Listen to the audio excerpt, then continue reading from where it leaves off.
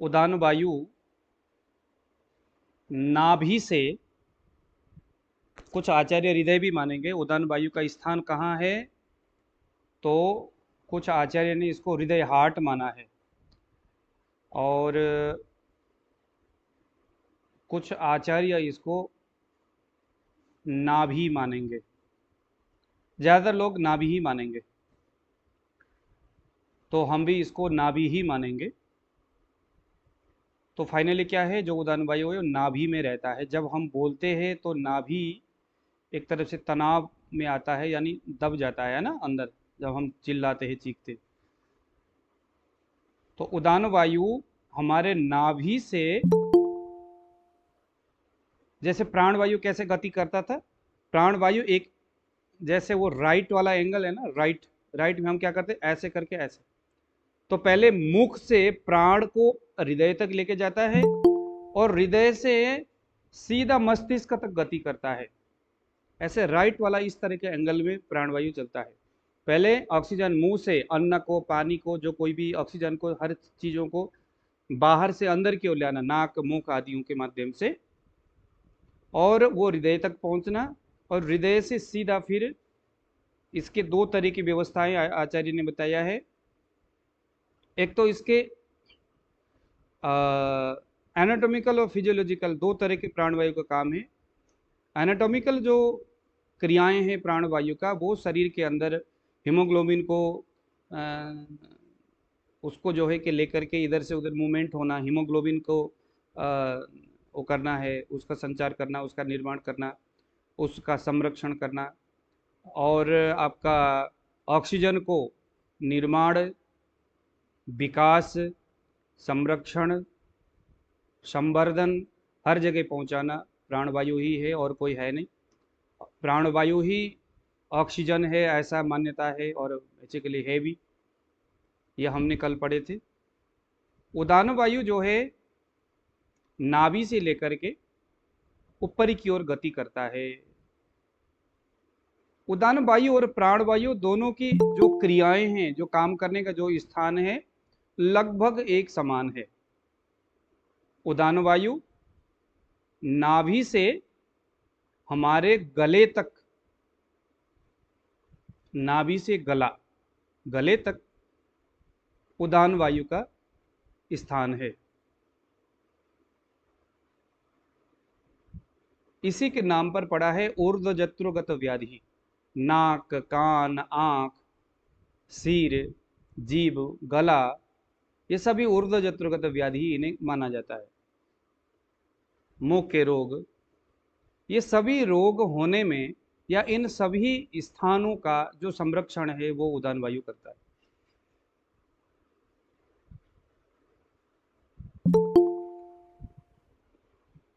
तो पता चल गया आपको उदान वायु कहाँ कहाँ रहता है। नाभि से लेकर के हमारे गले तक, इवन कि हमारे जीभ तक। अगर कोई बोलता है सर टेस्ट लेस हो गया, जीभ में स्वाद नहीं आ रहा है, तो प्राण वायु भी है और उदान वायु भी है। अगर हम बात करेंगे प्राण वायु, अब यहाँ पर फिर कैसे डिसाइड होगा कि ये प्राण है या उदान है, तो जब बात होगी एनाटॉमिकल कंडीशन की, उसकी विकृति की, सेल्यूलर लेवल की जब बात होगी, तो यहाँ प्राण वायु की बात हो रही है। जब बात होगी फिजियोलॉजिकल कंडीशन में, सुपरफिशियली लेवल में कोई दिक्कत डिस्टर्बेंस है, तो यहाँ उदान की बात हो रही है। जैसे किसी को थायराइड है, तो थायराइड जो है उदान वायु के क्षेत्र में आता है। लेकिन थायराइड के बाद अगर उसके शरीर में इम्यून सिस्टम की कमी है, शरीर में उसको वीकनेस है, उसको एंजाइटी है, डिप्रेशन है, या उसको तमाम तरह की जो चीज़ें हैं उसके वजह से जो हो रही है, उसको फिर हम कहेंगे यह प्राण भी इस संघर्ष में जुड़ा हुआ है। उदान वायु के स्थान गले से जुड़े हुए, जैसे थायराइड है। अब उदान वायु का कर्म हम यहाँ समझते हैं, और एक कर्म से हम, जब भी कभी आपको उदान वायु में स्पाइक होगा, कफ पित्त और वायु किस तरह के स्पाइक हो रहा है, तो वहां से हमें ये समझ में आएगा। वाक प्रवृत्ति सबसे बड़ा। 3 काम आप लिख लो जरा, उदान वायु की जब बात होगी तो 3 काम आप लिख लो। बोलना, चेष्टा, चेष्टा करना, चेष्टा समझते हो आप, कोई भी चेष्टा करना, प्रयत्न करना, कुछ भी काम करना। ऊर्जा का संचार, शरीर में बल, वर्ण और स्मरण शक्ति। देखो जरा उदान वायु किन किन चीजों को टच कर रहा है। और आपने उदान वायु में जब स्पाइक होता है तो स्पाइक होते ही आपका ध्यान कहाँ जानी चाहिए। बहुधा ज्यादातर लोगों के शरीर में आपको प्राणवायु दिखाई देगा। जब भी कभी आप किसी की भी नाड़ी चेक करेंगे, ज्यादातर प्राणवायु के ही स्थान में स्पाइक होता है। उसका मूल रीजन ये होता है, मैंने आपको पता नहीं बताया नहीं बताया, क्योंकि मेरे दिन में कई सारे क्लासेस चलते हो, मुझे ये होता है कि पता नहीं आपको पता है किसी और को बताया। एक चीज कम से कम लेके चलो, जो प्राणवायु है वो इंडेक्स फिंगर के डिस्टल कर्वेचर पर ही दिखता है। प्राणवायु जो है, हमारा जो वायु है ना शरीर में, वो इंडेक्स फिंगर के डिस्टल कर्वेचर पर, जहां से हम प्राणवायु देखते हैं ना, वहां प्राणवायु का स्थान है वही। अगर वो स्पाइक होता है तो इसका मतलब ये नहीं कि उछलना नहीं कि अरे महाराज आपका तो प्राणवायु है, शरीर में आपका नर्वस सिस्टम की कमी है, आपको ये नहीं हो रहा है, वो नहीं हो रहा है, कमजोरी बहुत ज़्यादा है, सेक्सुअल पावर आपका कमजोर है, शरीर में ब्लड सर्कुलेशन आपका प्रॉपर नहीं हो रहा है, सारे प्राणवायु से जुड़े हुए। आपको जीवन के प्रति आपको निराशा है, आपको, है ना, नफरत करते हैं, अंदर नफरत की भावनाएं जगी हुई है, तमाम तरह की जो प्राणवायु से जुड़ी हुई बातें। ये देखना कि प्राण जो वायु का जो स्थान है आपके तर्जनी उंगली के डिस्टल कर्वेचर है, हमेशा लगेगा वही लगेगा ज्यादातर, अगर वो प्राकृत अवस्था में होगा तो। और पित्त जो लगेगा आपके मिडिल फिंगर के मिडिल कर्वेचर पर, कफ लगेगा रिंग फिंगर के प्रॉक्सिमल कर्वेचर पर। तो ये सामान्य है और इसको आपने नोट करना है। अगर कफ के उंगली में प्रॉक्सिमल में लग रहा है, इसका मतलब है कि यह कफ प्राकृत अवस्था में भी हो सकता है। अगर मिडिल कर्वेचर पर लग रहा है मिडिल फिंगर पर, तो ये हो सकता है कि ये प्राकृत भी हो। वो प्राकृत है या नहीं है वो तो मैंने आपको बाद में बताना है, लेकिन अभी इतना लेकर के चलिए कि ये प्राकृत हो सकता है। इन दोषों का अपना अपना रहने का ये ठिकाना है नाड़ी में। कल मैंने आपको बताया था कि प्राणवायु में स्पाइक तो लग रहा है लेकिन तेजी से उछल रहा है, इसका मतलब है कि यह प्राणवायु पित्त से आवृत है। तो उसकी जो रिजल्ट है, जो इसकी जो उसकी जो बातें हैं, वो मैंने आप लोगों को बताया था कि क्या क्या चीज़ें उसको हमने बोलना है प्राणवायु से। गले में जलन हो रहा है, हार्ट में उसको कोरोनरी हार्ट हृदय में जलन हो रही है, पित्त के प्रभाव, उसके मन में बहुत ज़्यादा क्रोध आता है, ये सारी चीज़ें हम वहाँ से लेंगे। कफ अगर होगा तो इसको आप थोड़ा डाउन कर दो।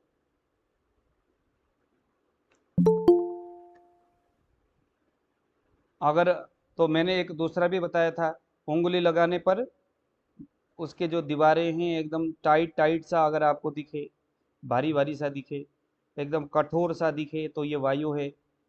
उंगली लगाने पर उछलता हुआ सा वो नीचे से छलांग मार रहा है, आपकी उंगली को उछाल रहा है, ये पित्त की विकृति है। और अगर यहाँ पर उंगली लगाने पर एकदम गुदगुदा सा लगे तो ये कफ की आवरण है। समझ में आया। अभी यहाँ पर उदान वायु के जो स्थान है, यानी प्राण वायु से थोड़ा सा पीछे, समान वायु से थोड़ा सा आगे, इन दोनों के बीच में उदान वायु, यहाँ पर भी हमने क्वालिटी वैसा ही देखना है।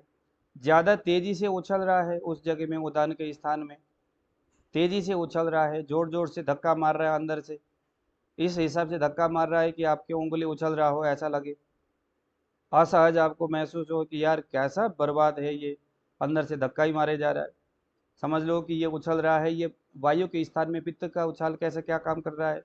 तो ये हो गया आपका पित्तावृत उदान वायु, पित्त ने उदान वायु को आवृत कर रखा है, ये हमने कल देखा था। ये आपने हमेशा हर जगह इस सूत्र को आपने लगा के चलना है। किसी ने इस विषय में कुछ पूछना है तो बताइए। सर 3 क्रम बताए थे ना, बोलना, बा- चेष्टा और हाँ, ऊर्जा का संचार। ऊर्जा का संचार होना, बल, शरीर में प्राकृत बल, और वर्ण और स्मरण शक्ति, ये तीन चार पांच चीजें आपने दिमाग में रखना है। अगर जैसे ही उदान वायु दिखता है, वाक प्रवृत्ति, यानी कि अगर उदान वायु तो है लेकिन वायु के जैसा वहां पर स्पाइक है, एकदम कमजोर है, ऐसा लगता है ना कि बिल्कुल बड़े ही धीमे धीमे चल रहा है, बहुत कमजोर है, स्पाइक बहुत ही ज्यादा कमजोर है, डाउन है, लग तो रहा है कफ जैसा भी नहीं लग रहा है, कफ के तो भारी भारी सा, गीला गीला सा, और लुगदी जैसा एकदम, आप ऐसा लगता है कि आप किसी स्पॉन्ज के ऊपर, ऐसे जैसे गाल के ऊपर जैसे आप उंगली लगा रहे हो, ऐसा मोटा मोटा सा, लेकिन उछाल उसका थोड़ा कमजोर है, भारी भारी मोटा सा उछाल है।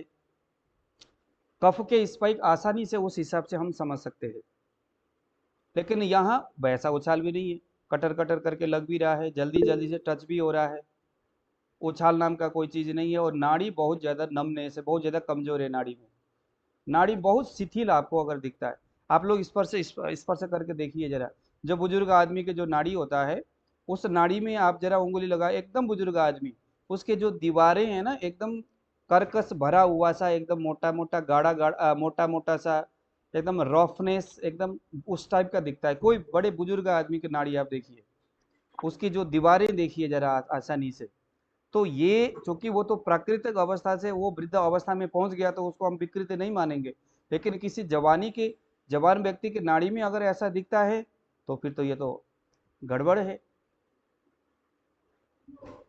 तो यहाँ हम क्या समझेंगे, वायु बड़ी तीव्र वेग से बढ़ा हुआ है, दीवारें पूरी तरह से भरा हुआ है रुक्ष गुण से, और पित्त तो मैंने बता ही दिया, उस स्थान में उछल रहा है बड़ी जोर से, आपके उंगली को धाएं धाएं मार रहा है ऐसे करके, ऐसा लगता है कि साला मेरे उंगली कोई ऊपर क्यों रही, उछाल क्यों रहा है। हर कंडीशन में हम इन स्थितियों को, जैसे भाषण है, भाषण का मतलब क्या है, भाषण का मतलब वाग प्रवृत्ति, बोलने की उसकी कला, बोलने का तौर तरीका। अगर वायु है तो बहुत धीमा बोलेगा, बिल्कुल नहीं बोलेगा, या दुखी होके बोलेगा, सर क्या करे आजकल तो पूछो मत सर, बड़ा बुरा हाल है ये भी। जैसे कुछ लोग होते हैं ना, उनको उनके जीवन में कभी सुख नाम का कौन से चिड़िया उनको, पैसा का है भी, मस्ती में रह रहे, खाना पीना सभी, बीवी बच्चे मस्त, लेकिन उनकी आदतें कुछ ऐसी है कि हमेशा रू रू रू रू मरु मरु करते रहते, आपके सामने आसपास भी, उनके नाड़ी आप चेक करिए, उदाहरण वायु में आपको वात की प्रवृत्ति आपको दिखाई देगा, वाक प्रवृत्ति, वायु उसके उदान क्षेत्र में जाकर के वाणी के जो प्रवृत्ति है उसको वातमय बना रहा है।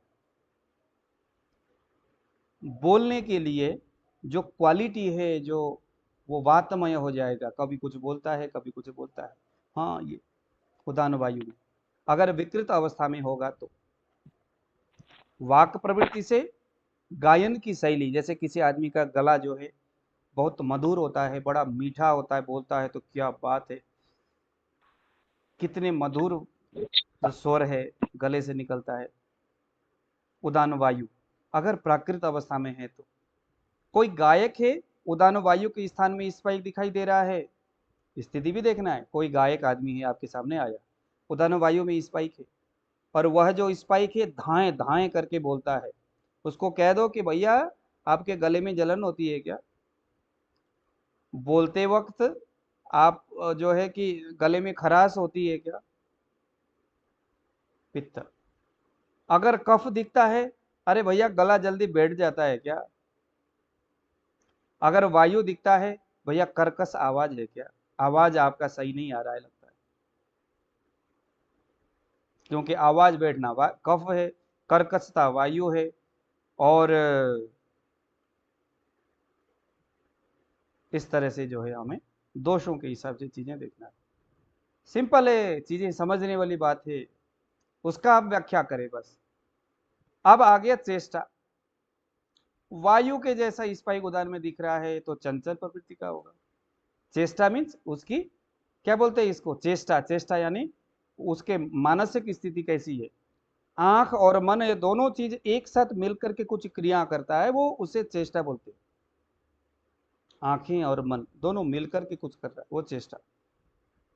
वायु वाले बड़ा ही प्रबल विचित्र चेष्टा वाले होंगे, कभी इधर देखता है, कभी उधर देखता है, कभी ये ताक झांक करता रहता है वायु वाले। पित्त वाले, उसकी चेष्टा बड़ी विकराल है, जल्दी से गुस्सा करने वाले।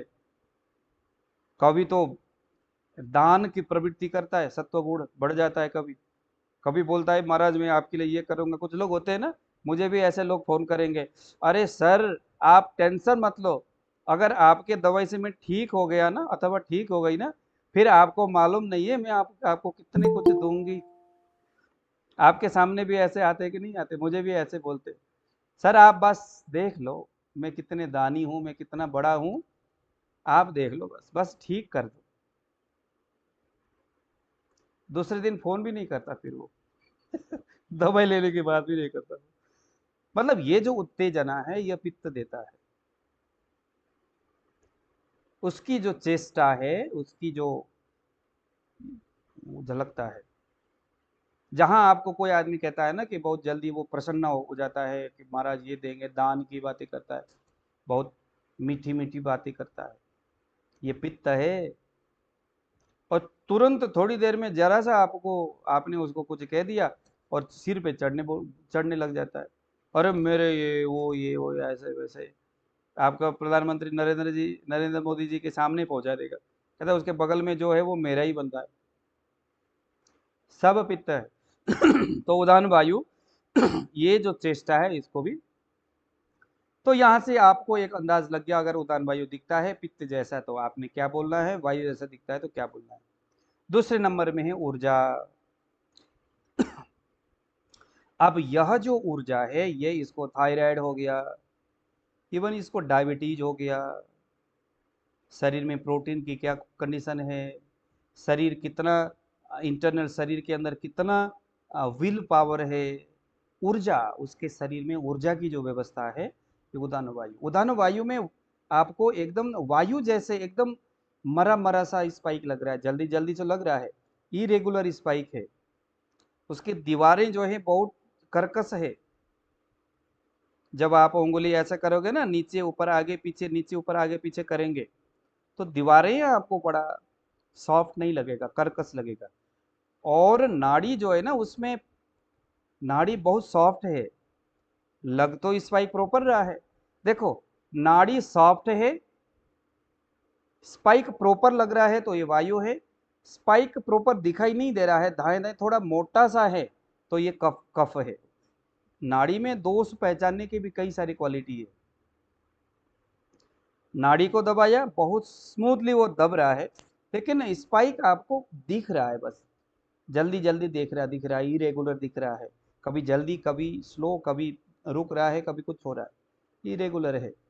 इसका मतलब क्या हार्ट ऐसा हो रहा है? नहीं, क्योंकि हार्ट जब पंपिंग करता है तो हार्ट तो अपने रिदम से बेशक चल भी रहा हो, लेकिन जब उसके वेव शरीर में जाता है और वायु के प्रभाव से वो वेव में जब वो प्रभावित होता है, तो अलग अलग जो हमारी जो आर्टरीज है वहां पर उसकी जो वेव है, कहीं जल्दी पहुंच जाता है, कहीं डिले होकर के पहुंचता है।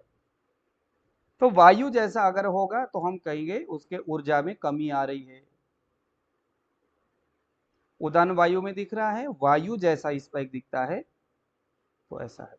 थायराइड जो है, कफ और पित्त, वायु, इन दोनों के वजह से थायराइड होता है, आप जानते हो। थायराइड जो है, थायराइड ग्लैंड से निकलने वाली जो थायरोक्सिन ग्लैंड है, जो हार्मोन्स है, वो पित्त वर्गीय है, सभी हार्मोन्स पित्त वर्गीय ही होता है। तो वायु के वजह से है या कफ के वजह से थायराइड हो रहा है, आपको यहाँ आसानी से समझ में आएगा। उदान में दिखाई दे रहा है, दिखना तो पक्का वही है।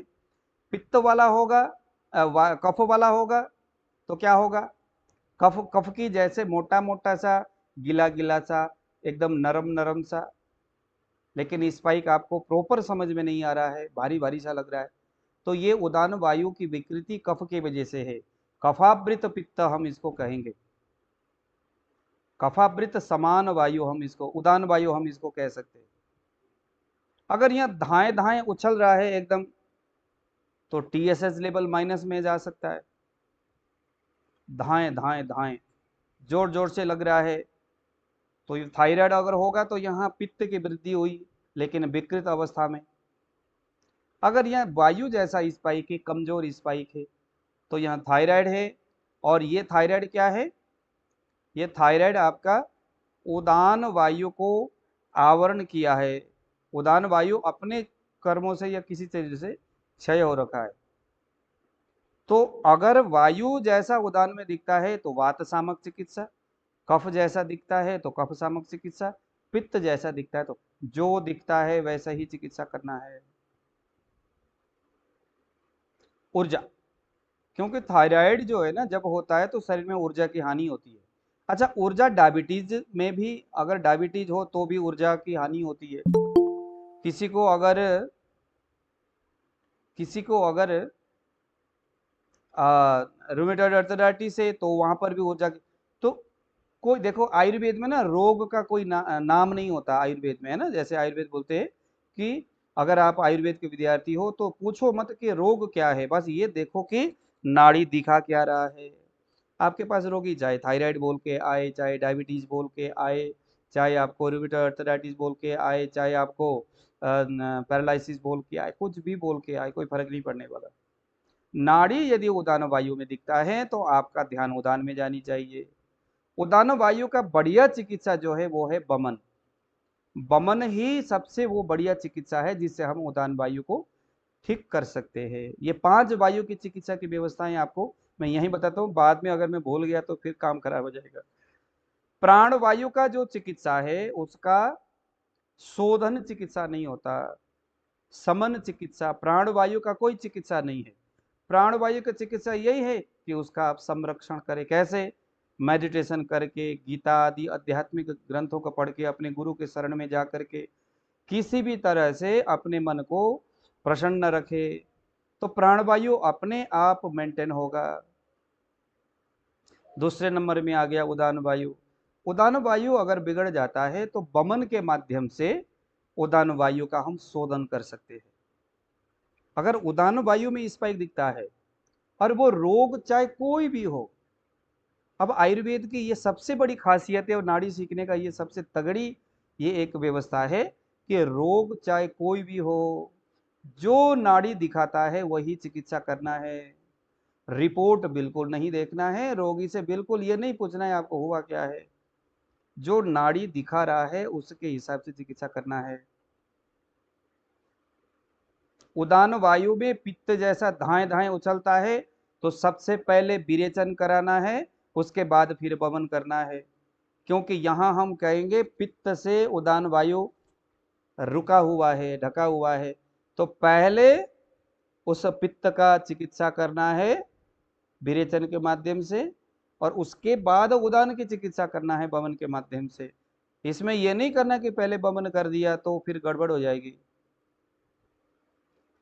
उदान वायु में स्पाइक दिखता है कफ, अब यहाँ आपको पहले ही उस कफ का चिकित्सा करना है वमन के माध्यम से। फिर बाद में वायु उदान, चूंकि एक वायु है तो वायु शमन करने के लिए उष्ण और स्निग्ध, ये वायु शमन करने की व्यवस्थाएं हैं। मैं आपको ना साथ साथ में थोड़ा ये भी, क्योंकि देखो जो ये है ना आपका इंडेक्स फिंगर, ये सभी रोगों को पहचान सकता है। जितने भी दुनिया के रोग है एक उंगली से हम जान सकते, क्योंकि वायु ही तो सभी प्रकार के कफ पित्त वात मल धातु इन सभी को सरवाइव करता है। वायु को पकड़ लिया जो इनको चलाने वाला है, बस पैर को पकड़ लिया, बाकी तो जिधर भी भागते जाए। ये हो गई। अगर उदान वायु में वायु जैसे स्पाइक दिखाई देता है तो कुछ नहीं करना है आपने, चाहे थायराइड हो चाहे थायराइड हो, आपने इसको वात शामक ही चिकित्सा करना है। यानी वायु विकृत है अपने ही गुणों से। कौन कौन से गुण है बलदेव जी बताइए जरा वायु के। अब आप लोगों को ये याद रखना होगा भैया, कफ पित्त वायु के जो सूत्र है वो याद रखना है। बताइए जरा, जो अभी सर हमारे चाल नए। गुण, चाल गुण। और कौन कौन से? रुक्ष शीत लघु। हाँ जी। और रणवीर सिंह जी आप बताइए। अरे महाराज 3 तो है हमारे दोस्त, गिने चुने तो 3 है और आप लोग उसी में भूल जाते हो। रुक्ष शीत लघु सूक्ष्म चलो था विसदा खरा। भाई यही तो है, और लंबा चौड़ा थोड़ी है। आपने कोई बड़ा थेसिस थोड़ी यहाँ पर याद रखनी है, ये इतना ही है, रुक्ष शीत लघु सूक्ष्म चलो था विसदा खरा। भाई इनमें से कोई गुणों की सेवन आपने किया होगा। रुक्ष गुण ज्यादा बढ़ गया है शरीर में, आप बहुत ज्यादा रात में जग रहे थे, बहुत ज्यादा ड्राई फूड खा रहे थे, बहुत ज्यादा क्रोध कर रहे थे, रुक्ष गुण बढ़ जाता है इनसे। वो आप लोग अलग से बुक में पढ़ लेना कौन कौन से आहार विहार जो इन गुणों को बढ़ाता है, तो पूछ लेना। अगर उदान वायु में वायु दिख रहा है, वायु जैसा ही कमजोर स्पाइक हो रहा है, इसका मतलब उसको पूछिए कि भैया रात में जगते हो क्या। अगला बोलेगा हाँ सर डायबिटीज से परेशान है, रात में जगना पड़ता है, रात की चौकीदारी करते हैं ना सर। पर आपको उदान वायु में वात जैसी स्पाइक है, कमजोर स्पाइक है। अब आपको तो कहना पड़ेगा महाराज दवाई कुछ खाओ ना खाओ हमें नहीं मालूम, लेकिन आपके चिकित्सा तब तक नहीं होगा जब तक आप उस रात में न, आपको सोना पड़ेगा। रात में जगना नहीं है, क्योंकि रोग का कारण रात्रि जागरण है। आपका वायु उदान वायु बड़ा है उसी रुक्ष गुण से जो रात्रि जागरण की वजह से उत्पन्न हुआ है, उसको बंद तो करना ही पड़ेगा। अगला कहेगा सर फिर रोजी रोटी कैसे होगा, रोटी कैसे खाए। फिर आप कहो कि भैया फिर एक काम कर लो, दवाई आप ले लो, दवाई खाते रहो, अच्छी बात है, हर महीने आओ हमें पैसे चढ़ा के जाओ। लेकिन यह है कि जब तक वो करोगे, क्योंकि गुण के संपर्क में अगर आप रहोगे तो वही समान गुण से दोष जो है बढ़ जाता है। बढ़ा हुआ दोष ही तो आपके रोग का कारण है, इसलिए वो रोग कभी ठीक नहीं हो सकता। विपरीत चिकित्सा तो हम करेंगे, लेकिन उसको छोड़ना पड़ेगा। अब आ गया उदान वायु में। अब देखो आप लोगों को ना ये इस तरह से यही होता है, मेरे पढ़ाने में थोड़ी मेरा खराबी होता है, मेरा दिन ज़्यादा लग जाता है, क्योंकि मैं चाहता हूँ कि कोई भी शब्द कोई भी बातें कोई भी चीज़ें मेरे से ना छूटे। बस आप लोगों को अगर बोरिंग लग रहा है ये मेरी बातें, आप चाहते यार जल्दी जल्दी फटाफट सारा खत्म करें, तो मैं तो भैया 5 दिन में खत्म कर दूंगा। जी नहीं नहीं सही, बहुत बढ़िया हो रहा है। हाँ नहीं नहीं सर, आराम से पढ़ाइए। ओके। तो उदान वायु में हमने ऊर्जा के बारे में बात कहा, और हमने ये भी कहा कि उदान वायु में दिखना चाहिए कपित बात कैसा भी स्पाइक हो, रोग शरीर में कुछ भी हो हमें उसे कोई लेना देना नहीं है। हम तो नाड़ी के माध्यम से इसके लिए कौन सा चिकित्सा करना है वो टटोल रहे। नाड़ी में हम क्या टटोल रहे, नाड़ी में हम बस ये देख रहे हैं कि अंदर कुछ भी चले, कोई भी नाम वाला रोग हो, उसने एलोपैथ में क्या मेडिसिन खाया है, डॉक्टर ने क्या डायग्नोस डिक्लेयर किया है, हमें कोई लेना देना नहीं है। हमें लेना देना है यहाँ सब दोष में क्या दिखता है, दोष में क्या दिखता है। उसके बाद धातु कौन सा बिगड़ा है वो धातु देखेंगे, फिर अर्गन देखेंगे, काम खत्म। हम उन्हीं चीजों के लिए उसी तो, क्योंकि आयुर्वेद में जो कुछ है सारा दोष है, हमने दोष के ही विपरीत काम करना है, उस दोष को हमने ठीक करना है। बढ़ा हुआ दोष को कंट्रोल करना है, कम हुआ दोष को थोड़ा बढ़ाना है। अगर वायु बढ़ा है तो कफ को बढ़ाना है, अगर कफ बढ़ा हुआ है तो वायु को बढ़ाना है। हमने कभी ऐसा करना ही नहीं है कि अगर वायु बढ़ा है तो वायु कम करने के लिए हम नहीं जाएंगे, क्योंकि आयुर्वेद इसको मना करता है। आयुर्वेद बोलता है किसी के शरीर में अगर वायु बढ़ा हुआ है तो वायु को कम नहीं करना है, कफ को बढ़ाना है, क्योंकि प्रकृति का नियम वृद्धि के लिए ही होता है, क्षय के लिए नहीं होता। जो कुछ भी शरीर को संघर्ष करता है, करने के लिए प्रेरित करता है, समन होता है, वो सभी वृद्धि के ही कारण से होते। दूध पियोगे कफ बढ़ेगा, बढ़े हुए कफ को काम करने के लिए आपको ऐसा कोई नहीं कि जो दूध जो आपने पी लिया उससे जो कफ बढ़ गया तो कोई ऐसा चीज जो दूध के उस चीज को कम करे, नहीं, आपको वातवर्धक चीजें आपको लेना है। तो जब वायु बढ़ेगा तो निश्चित है कि कफ के वो परमाणु अपने आप कम हो जाएंगे। तो चिकित्सा का एक सूत्र क्या समझ में आया, कोई दोष अगर बढ़ा हुआ है तो बढ़े हुए दोष नहीं, जो दूसरे दोष है उसको बढ़ाना है, उसके विपरीत वाला। तो पहले वाला बढ़ा हुआ दोष अपने आप कम होगा। जैसे एक आदमी अगर उसका मन में तामसिकता बढ़ गया, जैसे कोई आदमी बहुत ज्यादा अधार्मिक है, नास्तिक है, कोई आदमी के मन में तामसिकता ज्यादा है, अब क्या किया जाए, उस आदमी को क्या किया जाए, उस आदमी के मन में सात्विक गुण भर दो। अब ये सात्विक गुण जो है धर्म शास्त्र के पढ़ने से भी आता है, सात्विक गुण जो है तीर्थ व्रत पुण्य करने से भी आता है, सात्विक गुण आपके कफ वर्गीय भोजन करने से भी आता है, शांत रहने से भी आता है, मेडिटेशन करने से भी आता है। यानी हमारा प्रयोजन क्या है, जो तामसिकता बढ़ गया था, कफ वर्गीय तामसिकता बढ़ गया था, उसके शरीर में सात्विक यानी पित्त वर्गीय चीजें बढ़ाना है। क्योंकि कोई आदमी ये हो नहीं सकता अगर वो चिड़चिड़ा है, क्रोधी है, लंपट है, गुस्सा करने वाला है, उसके शरीर में ऐसा कभी हो ही नहीं सकता कि वो आदमी के शरीर में अग्नि मजबूत हो, ऐसा कभी नहीं हो सकता। क्योंकि तामसिकता मंदाग्नि का कारण है। अग्नि डाउन हो गया तो शरीर में तामसिकता बढ़ गया। तामसिकता बढ़ने से काम, क्रोध, लोभ, मोह, वात्सल्य, मात्सर्य, घृणा विणा सारी चीजें, झगड़ा करना, ये करना वो करना, सभी क्या होता है, अग्नि की न्यून होने से, कम होने से ऐसा होता है। चिकित्सा क्या किया जाए, भैया कुछ भी मत करो, अब उसको जाके गीता सुनाओगे तो आपको डंडा ही मार के भगाएगा। क्यों भगाएगा? क्योंकि इसके शरीर में तामसिकता बढ़ा हुआ है। तामसिकता जो है अग्नि के मंद होने से होता है। उस आदमी को पूछो कि भैया अग्नि की क्या व्यवस्था है, भूख कितना लगता है, पचन कितना होता है। लेकिन यह जो अग्नि मंद हुआ है ये वायु के बढ़ने से हुआ है, कफ के बढ़ने से नहीं हुआ है। वायु बढ़ने से अग्नि मंद हो गया, मंद होने के वजह से यह शरीर में तामसिकता पैदा करता है और वो जल्दी मन को विकारग्रस्त बनाता है। क्योंकि मन जो है ना, ये वायु उसको कंट्रोल करता है। यहाँ कंट्रोल करने वाला वायु हो गया है खराब, तो उसके शरीर में उसको गीता, धर्मशास्त्र देना अच्छी बात है, लेकिन वो पढ़ेगा नहीं ना।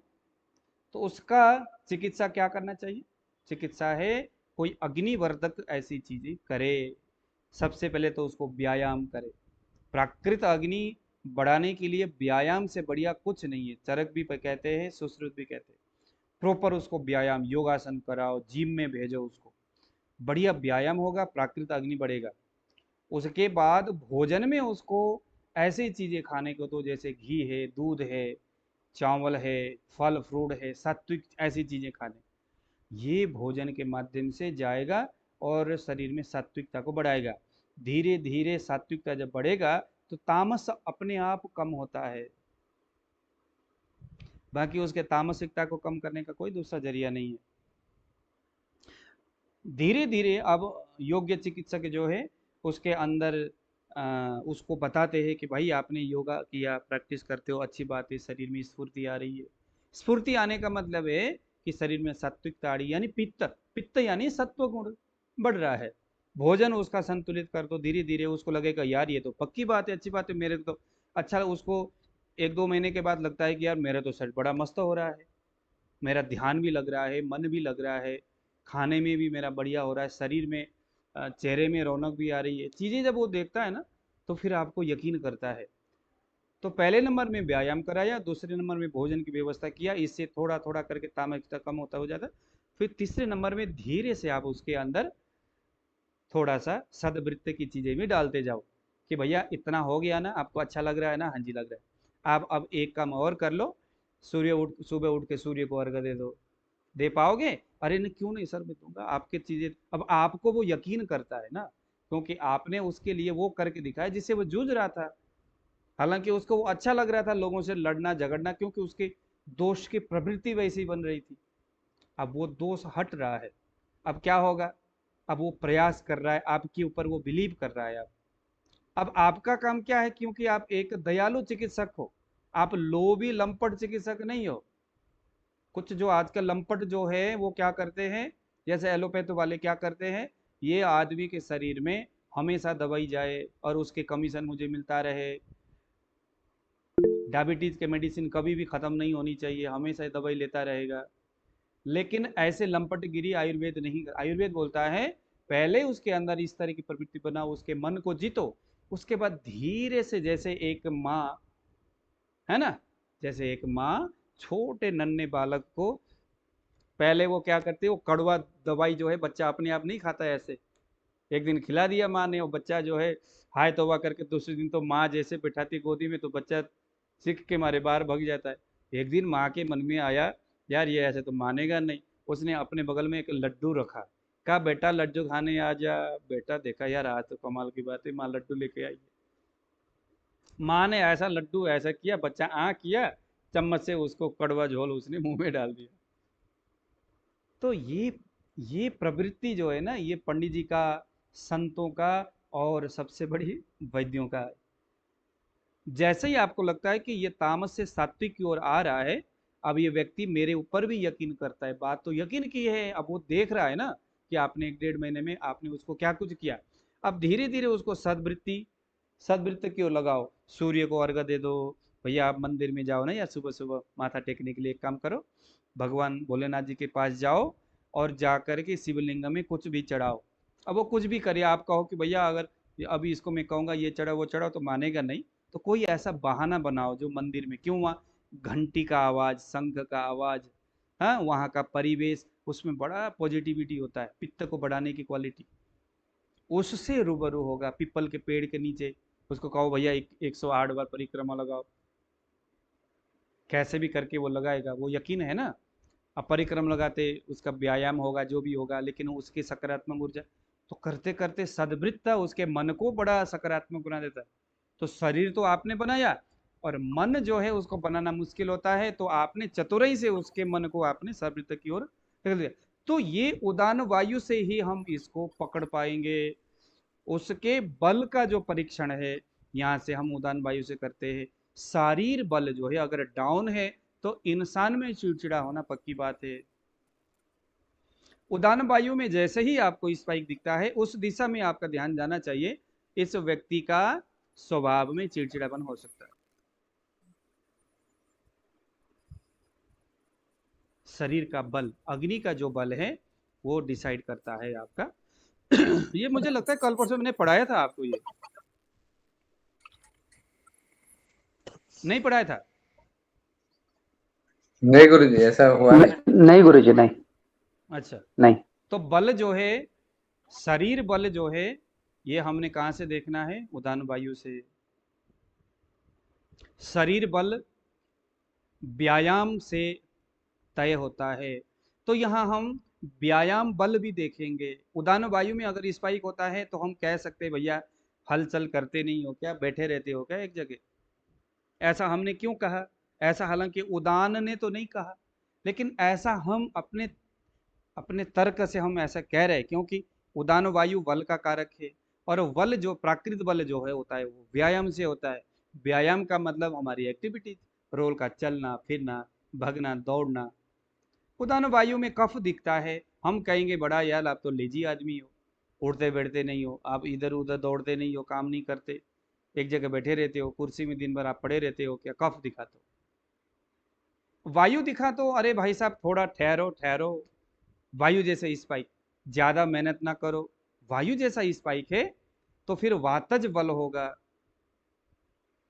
उसकी अग्नि भी वातज होगी, ज्यादा मेहनत करने वाला है, ज्यादा शरीर से पसीना निकालता है, ज्यादा उद्यमी है, शरीर में जितना बल है उससे ज्यादा वो काम करता है।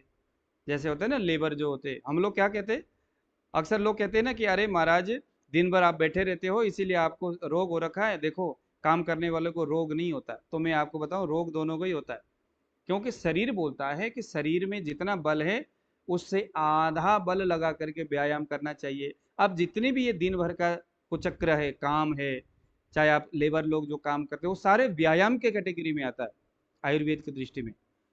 तो अगर कोई लेबर सुबह 6 से लेकर के रात के 10 बजे तक बेचारा अगर काम करता है पसीना पसीना, इसका मतलब क्या है? अति व्यायाम हो गया। अति व्यायाम वायु को बढ़ाता है, तो शरीर कृश हो जाता है, कमजोर, देखो उनका शरीर कितना दुर्बल होता है। ऐसे लोगों के लिए भैंस का दूध, भैंस का घी, भैंस का दूध से बना हुआ पनीर या अदरवाइज पनीर इन लोगों के लिए तैयार किया है। खीर, जितने भी जो गरिष्ठ चीजें हैं वो इन लोगों के लिए है, क्योंकि दिन भर मेहनत करके शरीर थका हुआ रहता है, वायु प्रवृत्त अवस्था में रहता है, तो यह जो चीज है अपने प्रबल गुरु गुण के वजह से वायु को खूब कंट्रोल करता है।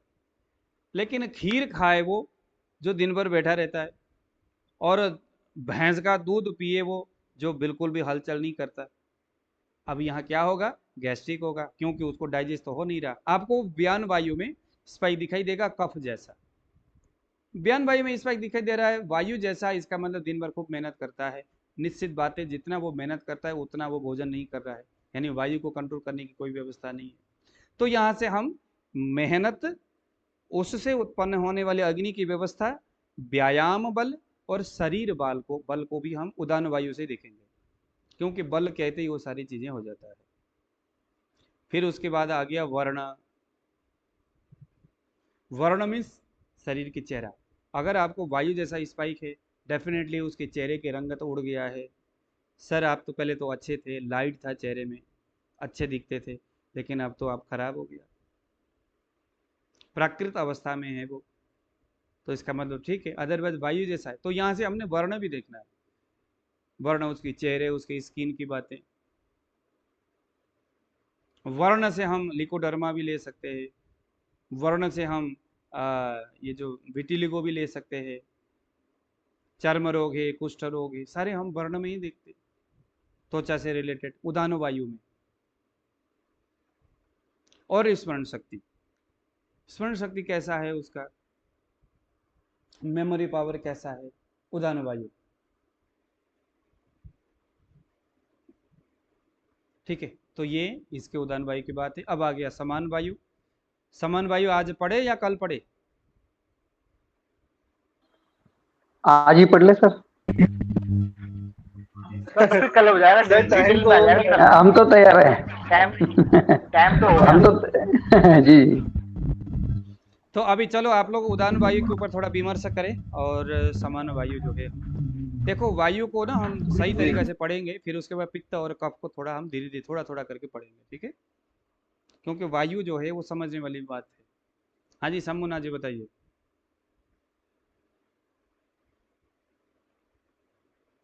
शंभुनाथ जी आपने हैंड रेज किया है। अशोक कुमार जी आपको चीजें समझ में आया?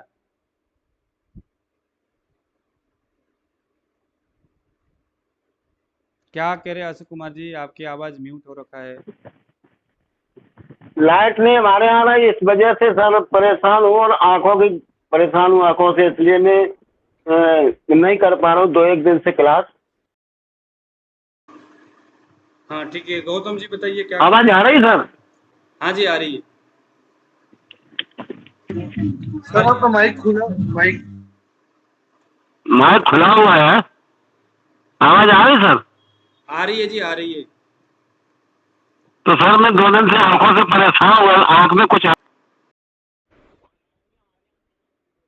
ओके परेशानी काफी थी सर। हाँ सर, इस वजह से मैं नहीं कर पा रहा हूँ आज 2-3 दिन क्लास। अभिराम जी बताइए क्या कह रहे हैं आप। आपने वो शमन और उदान वायु के लिए जो बताए थे वमन, फिर बताने वाले थे कुछ और। हाँ जी, वो जो वायु का चिकित्सा बता रहे थे, विरेचन, फिर वमन, फिर ऐसा कुछ और क्या क्या था? अच्छा, ठीक है, हमें उसको खत्म करता हूँ, है ना। तो उदान वायु के लिए वमन हो गया, प्राण वायु के लिए कुछ नहीं है, उसका तो शोधन नहीं करना है, समन उसका, उसके संरक्षण करना है। प्राण का संरक्षण ही आयुर्वेद है। आयुर्वेद का मूल मंत्र क्या है? किसी भी हालत में एनी हाउ प्राण बचाओ। उदान, इसका आयुर्वेद का मंत्र क्या है? एनी हाउ प्राण बचाओ। प्राण को बचाना ही आयुर्वेद का मूल मंत्र है। अब आ गया समान वायु। समान वायु जो है,